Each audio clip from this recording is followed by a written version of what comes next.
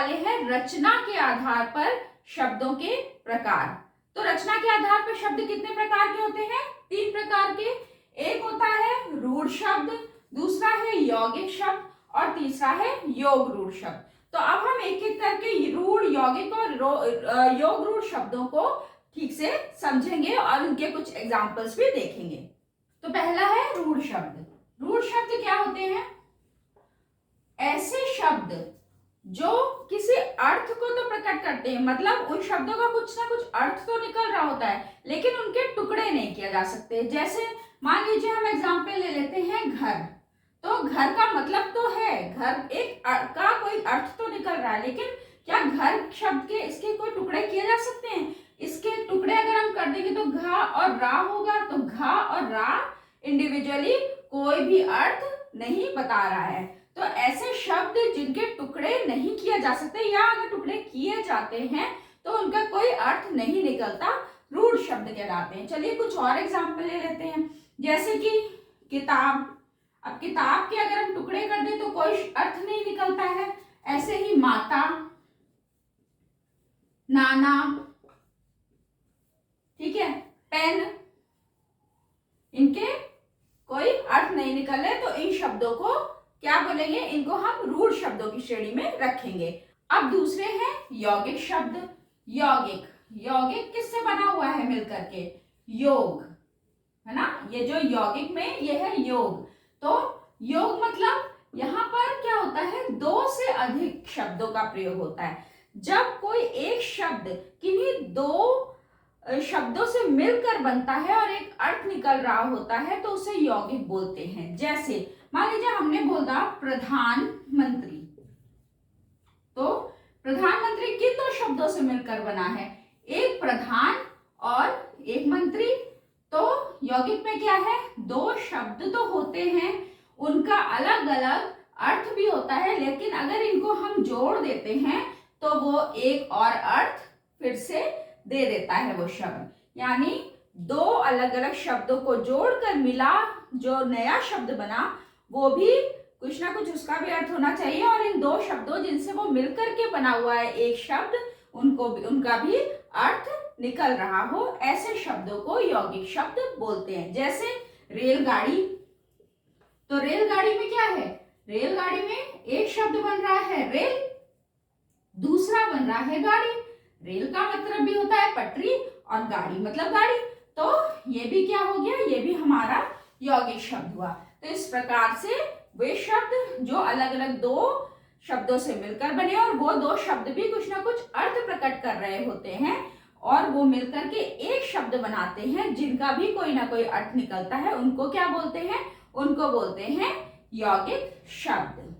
अब हम देखते हैं तीसरा क्या है। तीसरा है योग रूढ़ शब्द। ठीक है, योग रूढ़ शब्द क्या होते हैं? ये शब्द जो होते हैं वो जैसे यौगिक होता है ना 2 शब्दों से मिलकर बना है, योग रूढ़ भी 2 शब्दों से मिलकर बने होते हैं। अंतर क्या है?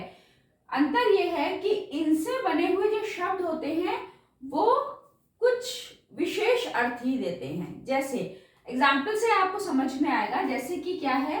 दशानन। दशानन, ठीक है। दशानन हम किसको बोलते हैं?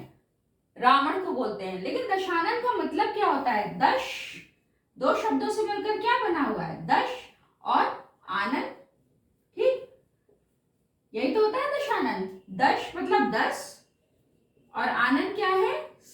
सिरों वाला, ठीक, 10 सिर वाला। तो 10 सिर वाला क्या होता है? रावण होता है। हम हमेशा दशानन शब्द किसके उसमें यूज करते हैं? रावण के लिए यूज करते हैं हम इसको। तो दश मतलब कि ये भी 2 शब्दों से मिलकर बना है तो यौगिक, लेकिन किसी एक विशेष अर्थ को प्रकट कर रहा है, मतलब ये केवल रावण को प्रकट कर रहा है। तो ऐसे शब्दों को योग रूढ़ शब्दों की श्रेणी में रखते हैं। तो 10 सर वाला अर्थात क्या हुआ? रावण, ठीक है। इसी प्रकार से एक और हम ले लेते हैं, नीलकंठ, ठीक। नीलकंठ किससे मिल के बना है? नील और कंठ। तो नीला है कंठ जिसका, हम लोग किसके लिए प्रयोग करते हैं? ये हम लोग प्रयोग करते हैं शिव जी के लिए, शंकर भगवान जी के लिए। तो नीला है कंठ जिसका अर्थात शिव जी। तो है तो ये इन दो शब्दों से मिलकर बना, एक नील और एक कंठ, नीला कंठ। नीला कंठ किसका है? शंकर भगवान जी का, शिव जी का है। तो ये हो गए योग रूढ़ शब्द। ऐसे ही हम लोग प्रयोग करते हैं लंबोदर। लंबोदर, लंब प्लस उदर, तो लंबा है उदर जिसका, उदर मतलब पेट, तो बड़ा है, लंबा है उदर जिसका मतलब हम किसके लिए? गणेश जी के लिए यूज करते हैं ना। तो ये ऐसे शब्द हैं जो दो शब्दों के मेल से तो बने हैं और जो सार्थक शब्द भी हैं, लेकिन एक विशेष अर्थ को प्रकट कर रहे हैं। ऐसे शब्दों को योग रूढ़ शब्दों की श्रेणी में रखते हैं।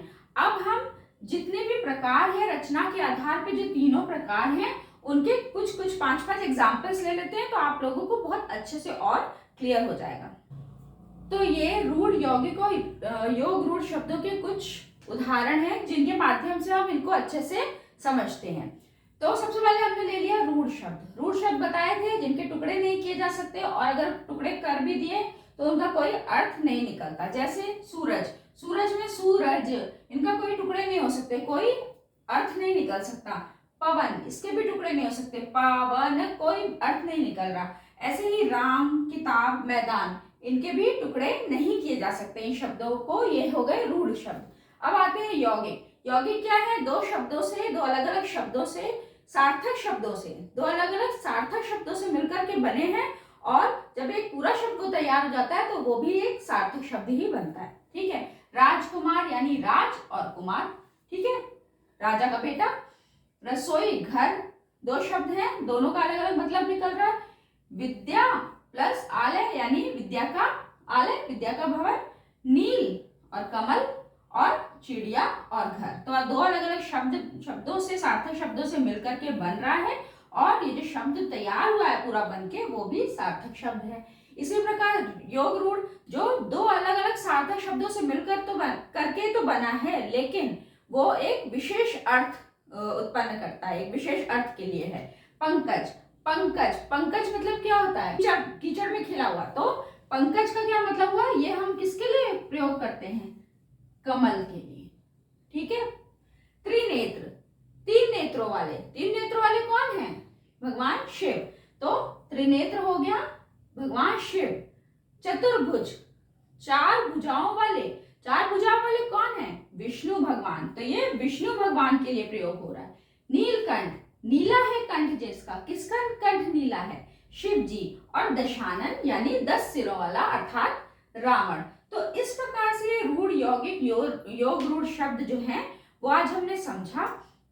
आई होप कि आपको बहुत अच्छे से समझ में आया होगा। अगर आपको अच्छे से समझ में आए तो इस वीडियो को शेयर जरूर कीजिएगा, मेरे चैनल को सब्सक्राइब कीजिए और वीडियो को लाइक करना बिल्कुल मत भूलिएगा। Thank you.